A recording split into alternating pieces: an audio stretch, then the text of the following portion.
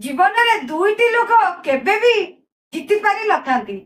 प्रथमटी होउची जेउ लोक सबुबेले कांदिकी अन्य को ऊपर निर्भर होइଥାଏ आ सबुबेले भाबिଥାଏ मते केही साहाय्य करूनांती। से बापा माँ हो भाई भौणी हो कि सांगसाथी हो केही मध्य मते साहाय्य करूनांती।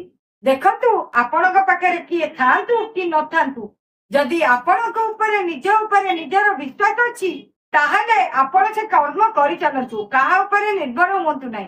जदि आपण काहा ऊपर निर्भर हेबे ताहले आपण जीवन रे केबे जीति पारिबे नाही। आ द्वितीयटी होउची जेउ लोक टंका अर्जन करी खाली थाक मारी रखिताए आ निज स्वार्थ पाई कि संची रखे आ अन्य काम रे लागि नताए जेपर कि गोटे गरीब गुरुबा को सहाय्य करिबा कि तांको घरर कोनोसी असुविधा सुविधा रे पैसा काढिबा से मुहूर्त रे से पैसा को देई नताए ताहले मने रखि थांतु से पैसा केबे भी बढ़ी नताए कि से मनीष केबे भी जीति पारि नताए। जय जगन्नाथ।